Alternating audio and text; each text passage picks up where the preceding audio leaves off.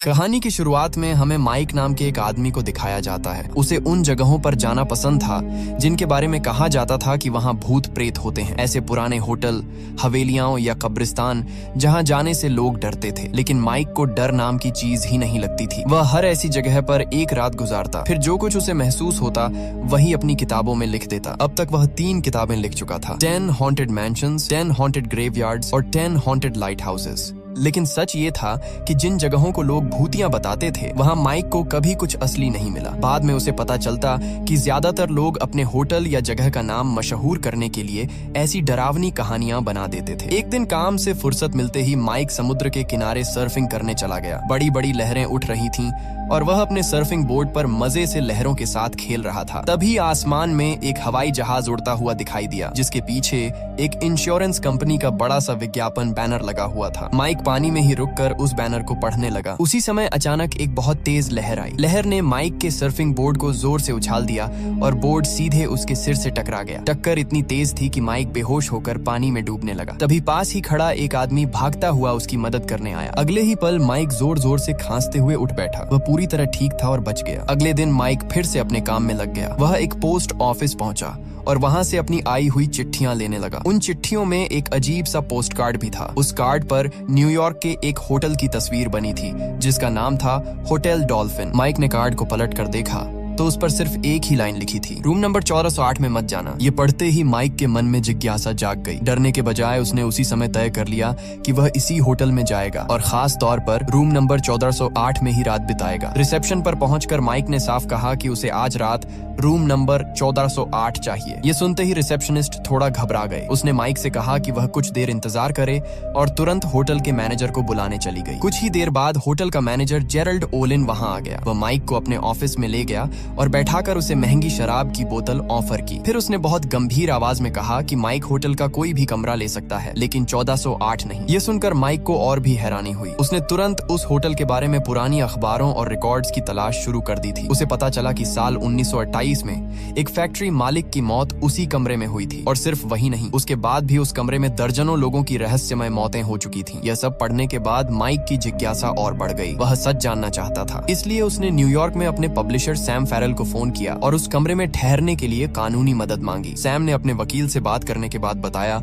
कि अगर किसी होटल का कमरा खाली है तो कानून के हिसाब से होटल किसी मेहमान को वहां रुकने से रोक नहीं सकता। लेकिन सैम ने यह भी पूछा कि क्या माइक सच में न्यूयॉर्क वापस आना चाहता है। असल में माइक पहले न्यूयॉर्क में ही रहता था। उसकी शादी लिली एंसलाइन से हुई थी, लेकिन दोनों के बीच किसी बात को लेकर झगड़ा हो गया था। इसी वजह से माइक कई साल पहले उसे छोड़कर लॉस एंजलिस चला गया था। उसने अपने परिवार से भी दूरी बना ली थी। अब उसकी जिंदगी में बस उसका काम ही बचा था। इसी कारण माइक ने ज्यादा सोचे बिना फैसला कर लिया। अगली ही रात वह न्यूयॉर्क पहुंच गया और सीधे होटल आ गया, होटल डॉल्फिन। ऑफिस में बैठकर मैनेजर ओलिन ने उसे समझाने की आखिरी कोशिश की। उसने कहा कि रूम नंबर 1408 में अब तक इतनी मौतें हो चुकी हैं कि कोई भी वहां 1 घंटे से ज्यादा टिक नहीं पाया। वह होटल में एक और मौत का खतरा नहीं लेना चाहता। माइक बस मुस्कुराया और बोला, अच्छी कोशिश थी, लेकिन तुम मुझे डरा नहीं सकते। तब ओलिन ने एक फाइल निकालकर माइक के सामने रख दी। उस फाइल में उन सभी लोगों की तस्वीरें और रिकॉर्ड थे जो उस कमरे में मर चुके थे। उसने बताया कि असल में उस कमरे में 56 मौतें हो चुकी हैं और ज्यादातर मौतें बहुत ही अजीब और डरावने तरीकों से हुई थीं। यह सुनकर माइक भी कुछ पल के लिए चुप रह गया। ओलिन ने कहा कि अगर माइक चाहे तो यहीं ऑफिस में बैठकर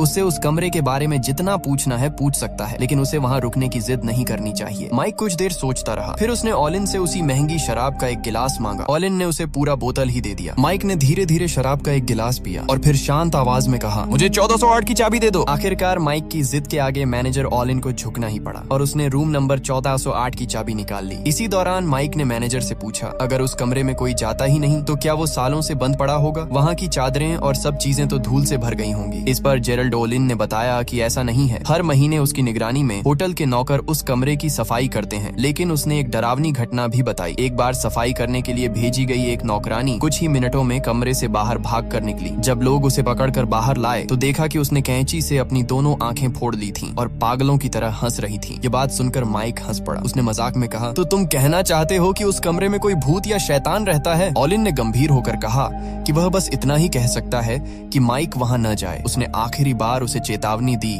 कि रूम नंबर 1408 में रुकना ठीक नहीं होगा, लेकिन माइक ने बस मुस्कुराकर कहा, कल सुबह मिलते हैं मिस्टर ओलिन। इतना कहकर माइक अपने कमरे की तरफ चल पड़ा और ओलिन लिफ्ट से वापस चला गया। कुछ देर बाद माइक उस कमरे के सामने खड़ा था, रूम 1408, जो होटल डॉल्फिन में था। पास वाले कमरे 1410 में उसने एक महिला को अपने बच्चे के साथ जाते हुए देखा। इससे उसे लगा कि शायद सब कुछ उतना डरावना नहीं है जितना बताया जा रहा था। फिर उसने धीरे से कमरे का दरवाजा खोला। अंदर पूरा अंधेरा था। जैसे ही उसने लाइट जलाई, उसका चेहरा थोड़ा हैरान रह गया। कमरा बाहर से जितना डरावना लग रहा था, अंदर से उतना सामान्य दिख रहा था। माइक ने अपना टेप रिकॉर्डर निकाला। वह हमेशा अपने अनुभव रिकॉर्ड करता था ताकि बाद में उन्हें अपनी किताब में लिख सके। रिकॉर्डर चालू करते हुए वह कमरे का निरीक्षण करने लगा और बोलने लगा कि होटल का मैनेजर लोगों को डराने में अच्छा है, लेकिन कमरा देखने में बिल्कुल आम सा लगता है। कमरे में तापमान नियंत्रित करने के लिए एक थर्मोस्टेट भी लगा हुआ था, लेकिन वह बहुत ऊंचे तापमान पर अटका हुआ था, जिससे कमरे में हल्की गर्मी महसूस हो रही थी। कारपेट पर कुछ पुराने दाग थे और फर्नीचर भी काफी पुराना लग रहा था। फिर माइक खिड़की के पास गया और बाहर का नजारा देखने लगा। बाहर सामने दूसरी इमारतें थीं और सड़क पर ट्रैफिक का शोर सुनाई दे रहा था। उसने रिकॉर्डर में कहा कि यहाँ का दृश्य भी कोई खास नहीं है। तभी अचानक कमरे में एक गाना बजने लगा। आवाज बिस्तर के पास रखे एक रेडियो से आ रही थी,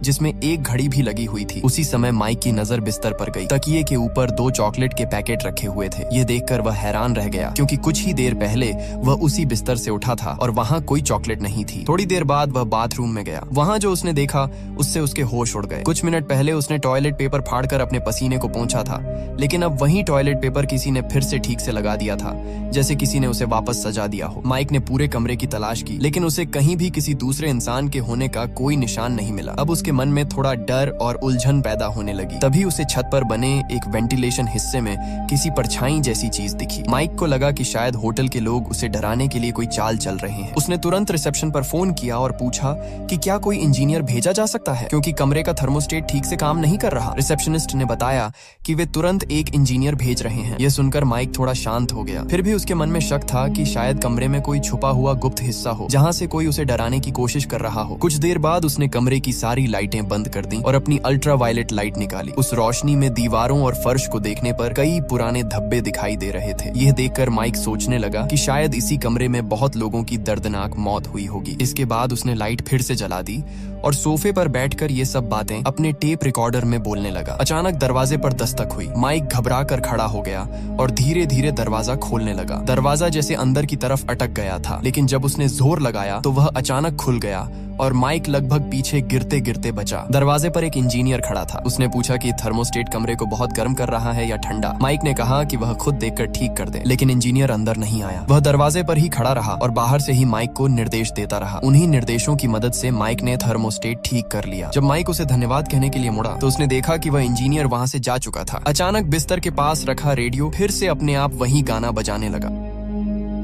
आवाज सुनते ही माइक बुरी तरह घबरा गया और उसके हाथ से शराब का गिलास गिर गया। गुस्से में उसने तुरंत रेडियो बंद कर दिया, लेकिन कुछ ही सेकंड बाद रेडियो फिर अपने आप चालू हो गया। अब माइक डरकर थोड़ा पीछे हट गया। उसी पल उसे मैनेजर जेरल्ड ओलिन की बात याद आई कि इस कमरे में कोई भी 1 घंटे से ज्यादा टिक नहीं पाता। फिर भी माइक को अभी तक यही लग रहा था कि शायद ये सब ओलिन की कोई चाल है। वह मन ही मन उसे कोसने लगा। माइक खिड़की के पास गया और बाहर देखने लगा, लेकिन अचानक उसे महसूस हुआ कि बाहर सड़क पर चल रही गाड़ियों की आवाज गायब हो गई है। सब कुछ एकदम खामोश हो गया था। यह देखकर वह और भी बेचैन हो गया। जैसे ही वह खिड़की से हटने लगा, अचानक खिड़की का कांच तेज झटके से नीचे गिरा और उसका हाथ बुरी तरह उसमें फंस गया। उसका हाथ बुरी तरह दब गया और वह दर्द से चिल्ला उठा। किसी तरह उसने अपना हाथ छुड़ाया और तुरंत बाथरूम में जाकर नल खोल दिया ताकि ठंडे पानी से घाव धो सके। लेकिन जैसे ही पानी निकला, ठंडे पानी की जगह बहुत गर्म पानी की तेज धार निकलने लगी। उस गर्म पानी ने उसके जख्म को और जला दिया। माइक दर्द से तड़पते हुए पीछे हट गया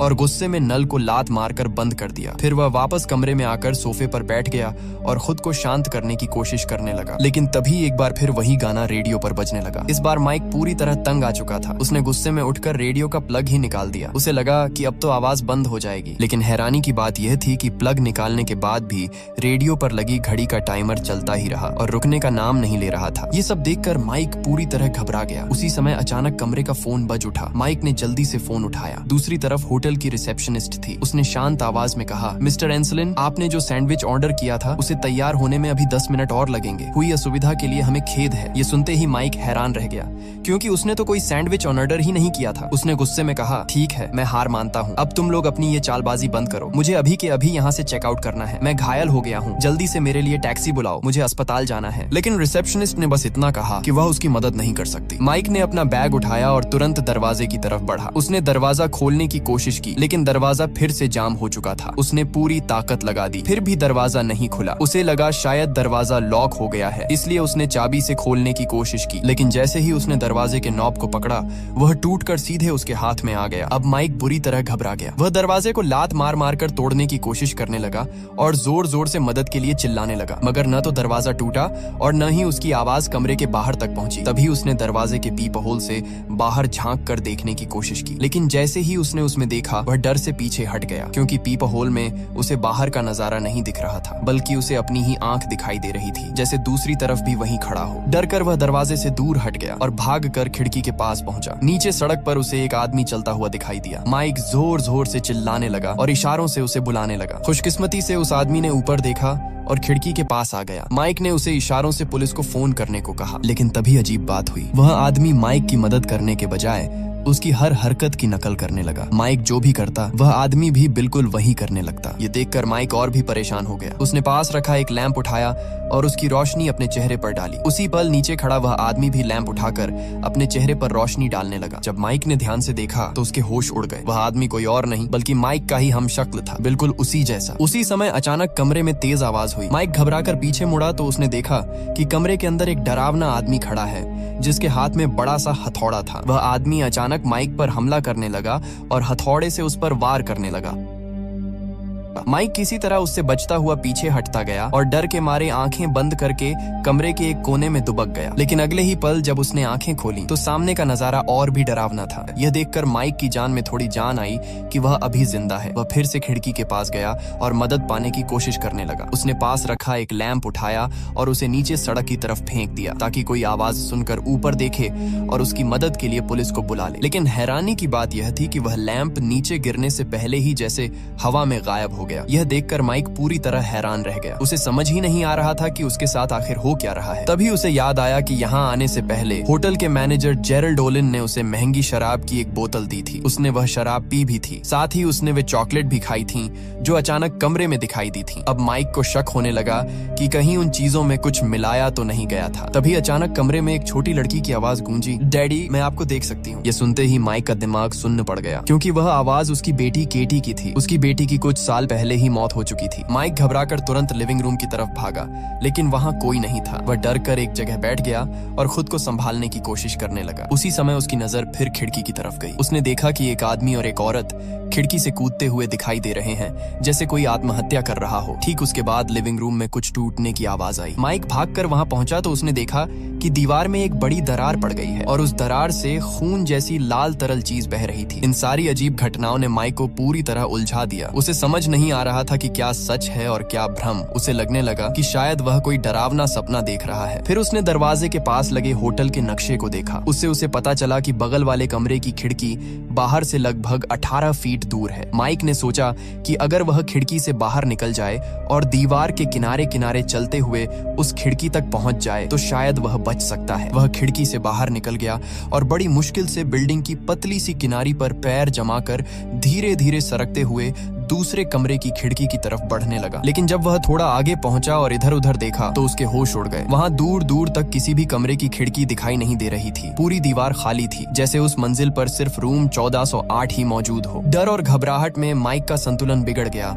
और वह लगभग नीचे गिरने ही वाला था। लेकिन किसी तरह उसने खुद को संभाल लिया और वापस अपने कमरे की खिड़की की तरफ लौटने लगा। जैसे ही वह वापस खिड़की के अंदर घुसने लगा, अचानक अंदर से एक अनजान औरत ने उस पर हमला कर दिया। उसे बचने की कोशिश में माइक पीछे हट गया और बिल्डिंग से नीचे गिरने लगा। खुशकिस्मती से वह दीवार के एक किनारे से लटक गया और किसी तरह खुद को पकड़े रहा। उसी समय वह औरत जिसने उस पर हमला किया था अचानक खिड़की से नीचे कूद गई और उसके बाद वह खिड़की धीरे धीरे अपने आप बंद होने लगी। माइक ने पूरी ताकत लगाकर खुद को ऊपर खींचा और खिड़की बंद होने से पहले किसी तरह वापस कमरे के अंदर घुस गया। अंदर आते ही उसने राहत की सांस ली। अब उसे धीरे धीरे यकीन होने लगा था कि जो कुछ हो रहा है वह शायद कोई साधारण घटना नहीं है। उसने दरवाजे के पास लगा होटल का नक्शा फिर से देखा, लेकिन इस बार नक्शा बदल चुका था। उसमें होटल के बाकी सारे कमरे गायब थे। पूरे नक्शे में सिर्फ एक ही कमरा दिख रहा था, रूम नंबर 1408, और वह भी होटल के बिल्कुल बीच में। माइक ने घबराकर चारों तरफ नजर दौड़ाई। उसने देखा कि कमरे की खिड़कियां अब जैसे दीवारों में बंद हो चुकी थीं। ये सब देखकर उसका सिर दर्द से फटने लगा। तभी उसे अपने मोबाइल फोन का ख्याल आया। उसने जल्दी से बैग से फोन निकाला, लेकिन उसमें कोई सिग्नल नहीं था। फिर उसने अपना लैपटॉप खोला और इंटरनेट कॉल करने की कोशिश की। काफी कोशिशों के बाद उसका संपर्क उसकी पत्नी लिली एंसलाइन से हो गया। माइक घबराई हुई आवाज में बोला, लिली प्लीज पुलिस को कॉल करो और उन्हें बताओ कि मैं डॉल्फिन होटल के रूम नंबर 1408 में फंस गया हूँ। लेकिन लिली यह सुनकर नाराज हो गई। उसे अभी अभी पता चला था कि माइक न्यूयॉर्क में है और फिर भी वह उससे मिलने नहीं आया। माइक बार बार उससे मदद मांगता रहा, लेकिन वह उसकी बात ठीक से समझ ही नहीं पा रही थी। उसी दौरान कमरे में लगा फायर स्प्रिंकलर अचानक चालू हो गया और चारों तरफ पानी गिरने लगा। माइक गुस्से में आया और उसने पास पड़ा लकड़ी का टुकड़ा उठाकर स्प्रिंकलर पर मार दिया, जिससे पानी गिरना बंद हो गया। तभी उसकी नजर स्प्रिंकलर के पास बने वेंटिलेशन पर पड़ी। माइक को लगा कि शायद वह उसी रास्ते से कमरे से बाहर निकल सकता है। वह किसी तरह वेंटिलेशन के अंदर घुस गया और रेंगते हुए आगे बढ़ने लगा। कुछ दूर जाने के बाद उसने नीचे झांक कर देखा। नीचे एक औरत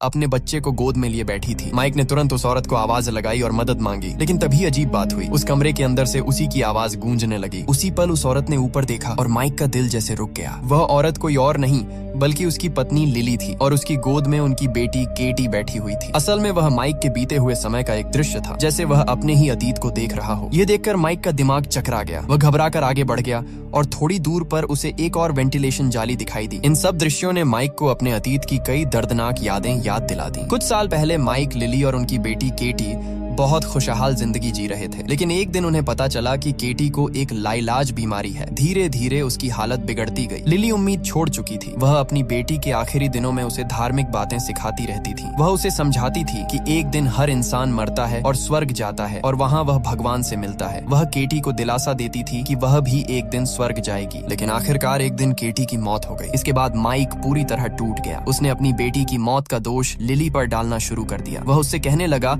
कि अगर उसने सिर्फ भगवान पर भरोसा करने के बजाय केटी का हौसला बढ़ाया होता तो शायद वह बच सकती थी। इन सब यादों को देखते हुए माइक को एहसास होने लगा कि यह कमरा जैसे उसके अतीत के दर्द और डर को उसके सामने जिंदा कर रहा था। उस घटना के बाद माइक की जिंदगी पूरी तरह बदल गई थी। उसकी पत्नी लिली एंसलाइन अकेली पड़ गई थी और माइक के पिता अपना बुढ़ापा ओल्ड एज होम में बिता रहे थे। वेंटिलेशन में आगे बढ़ते हुए माइक ने जैसे ही नीचे झांका, उसे अपने पिता दिखाई दिए। वे उसे घूर कर देख रहे थे। ये देखकर माइक डर गया और जल्दी जल्दी वेंटिलेशन में आगे बढ़ने लगा। लेकिन अब समस्या यह थी कि वेंटिलेशन से बाहर निकलने का कोई रास्ता दिखाई नहीं दे रहा था। तभी थोड़ी दूर आगे उसे एक डरावना दृश्य दिखा। वहाँ एक आदमी की लाश पड़ी थी जो धूल और मकड़ी के जालों से ढकी हुई थी। ऐसा लग रहा था कि उसे मरे कई साल हो चुके हैं। माइक धीरे धीरे उसके पास गया और ध्यान से देखा। उस आदमी की गर्दन पर सुई धागा लगा हुआ था, जैसे किसी ने सिलाई की हो। अचानक वह मुर्दा हिलने लगा और अगले ही पल वह जाग उठा।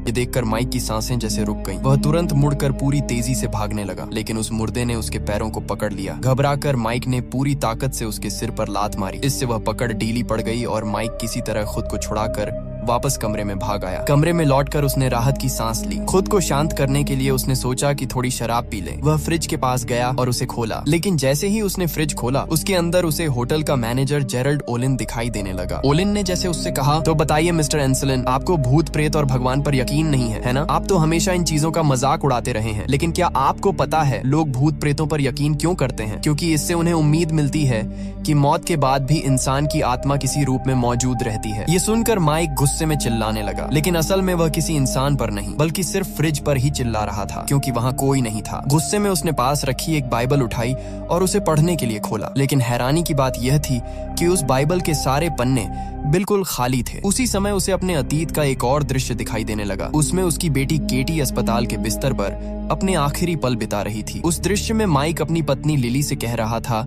कि अगर उसने केटी को भगवान के बारे में बताने के बजाय उसे जीने की उम्मीद दी होती तो शायद वह बच सकती थी। यह दृश्य देखकर माइक को धीरे धीरे एहसास होने लगा कि उसने कितना गलत सोचा था। केटी को बचाना किसी के बस में नहीं था। अब कमरे का तापमान अचानक बहुत ठंडा होने लगा। माइक ठंड से कांपने लगा। वह एक चादर में खुद को लपेटकर कमरे के कोने में बैठ गया और गर्मी पाने के लिए कमरे की कुछ चीजों से आग जलाने की कोशिश करने लगा। अब उसे ऐसा लगने लगा था जैसे वह किसी नर्क में फंस गया हो और अपने पुराने कर्मों की सजा भुगत रहा हो। तभी अचानक उसे अपने लैपटॉप से आवाज सुनाई दी। वह आवाज उसकी पत्नी लिली की थी। माइक ने तुरंत लैपटॉप खोला और वीडियो कॉल पर लिली को देखकर वह हैरान भी हुआ और खुश भी। माइक ने वीडियो कॉल पर अपनी पत्नी लिली एंसलाइन से फिर से मदद मांगी और उससे कहा कि वह तुरंत पुलिस को फोन करे। लिली ने बताया कि उसने पहले ही पुलिस को कॉल कर दिया है और होटल के रूम 1408 के बारे में भी बता दिया है। उसने माइक को दिलासा देते हुए कहा कि घबराने की जरूरत नहीं है, वह खुद भी लगभग 15 मिनट में होटल पहुंचने वाली है। लेकिन माइक ने जैसे ही कमरे में लगी घड़ी देखी वह घबरा गया। घड़ी के टाइमर के हिसाब से उसके पास अब सिर्फ 2 मिनट बचे थे। उसने लिली से जल्दी आने के लिए कहा क्योंकि उसे लग रहा था कि अगर देर हुई तो वह जिंदा नहीं बचेगा। तभी अचानक वीडियो कॉल की स्क्रीन पर दिख रहा माइक कुछ अजीब तरह से मुस्कुराने लगा। स्क्रीन पर मौजूद वही माइक लिली से कहने लगा कि वह आराम से 15 मिनट बाद कमरे में आ जाए। ये देखकर असली माइक समझ गया कि यह कमरा अब लिली को भी अपना शिकार बनाना चाहता है। वह घबराकर लिली को बार बार होटल में आने से रोकने लगा। लेकिन तभी अचानक कॉल कट गई। उसी समय कमरे में एक और भयानक घटना शुरू हो गई। पूरा कमरा अपने आप टूटने फूटने लगा और जैसे किसी तूफान का असर अंदर ही अंदर फैल गया। अचानक कमरे के अंदर तेज बारिश होने लगी। फिर कमरे की दीवारों पर लगी पेंटिंग्स जैसे जीवित होने लगी। ये देखकर माइक गुस्से में आ गया। उसने पास पड़ी लकड़ी उठाई और दीवार पर लगी समुद्र की एक पेंटिंग पर जोर से वार कर दिया। जैसे ही वह पेंटिंग टूटी कमरे में अचानक हर तरफ पानी भरने लगा। कुछ ही सेकंड में कमरा पूरी तरह पानी से भर गया और माइक उसमें डूबने लगा। लेकिन अगले ही पल एक चौंकाने वाला दृश्य सामने आया। माइक की आंखें खुलीं और उसने खुद को समुद्र के किनारे रेत पर पड़ा हुआ पाया। वह सर्फिंग के कपड़ों में था जैसे अभी अभी समुद्र से बाहर निकला हो। तभी पास से गुजर रहा एक आदमी उसे उस हालत में देखकर उसके पास आया। माइक की हालत बहुत खराब थी इसलिए वह आदमी उसे तुरंत अस्पताल ले गया। कुछ देर बाद माइक को होश आया तो उसने खुद को अस्पताल के बेड पर पाया। उसके पास लिली बैठी थी। लिली ने बताया कि सर्फिंग करते वक्त माइक का सर्फ बोर्ड उसके सिर से टकरा गया था। उसी वजह से वो बेहोश हो गया। कुछ लोगों ने उसे तुरंत अस्पताल पहुंचा दिया था। लेकिन माइक को ये बात समझ नहीं आ रही थी। उसने हैरानी से लिली को बताया कि वो तो होटल डॉल्फिन में था। वहीं से उसने उसे फोन भी किया था मगर लिली ने साफ कहा कि उसे माइक का कोई कॉल नहीं मिला। ये सुनकर माइक और भी उलझन में पड़ गया। अस्पताल से छुट्टी मिलते ही माइक लिली के साथ एक रेस्टोरेंट गया। वहां बैठकर उसने रूम नंबर 1408 में उसके साथ जो कुछ भी हुआ था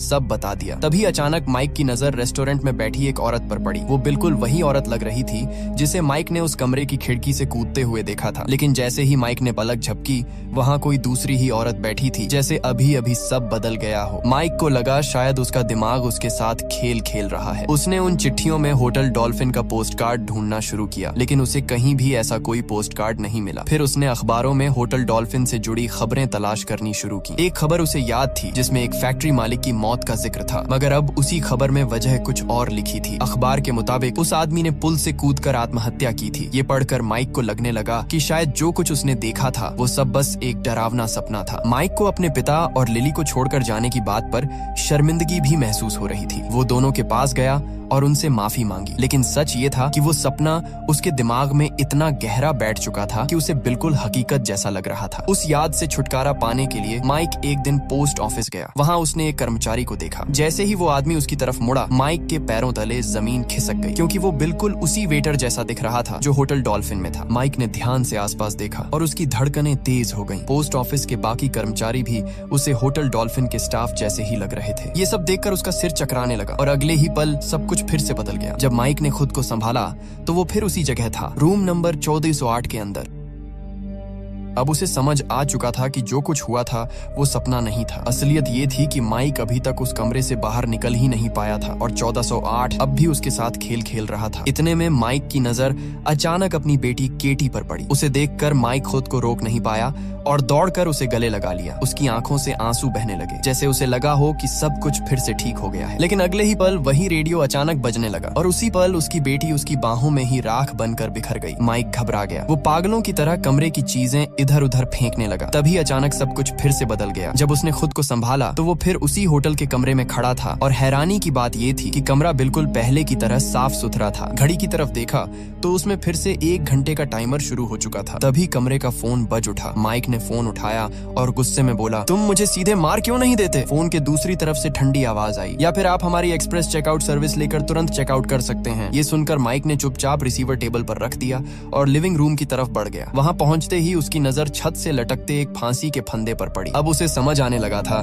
कि इस कमरे की एक्सप्रेस चेकआउट सर्विस का असली मतलब क्या है। असल में उस कमरे में कोई भूत या प्रेत नहीं था। वो कमरा खुद एक शैतान की तरह था। जो भी वहां ठहरता, ये कमरा उसे उसके डर, उसके पछतावे और उसकी सबसे दर्दनाक यादों से तोड़ देता। इंसान या तो हर घंटे इस डर में तड़पता रहता या फिर उसी कमरे के बताए रास्ते पर चलकर अपनी जान दे देता। शायद इसी वजह से आज तक जो भी उस कमरे में गया वो जिंदा वापस नहीं लौट पाया। तभी माइक की नजर सामने लगे आईने पर पड़ी और उसके शरीर में सिहरन दौड़ गई।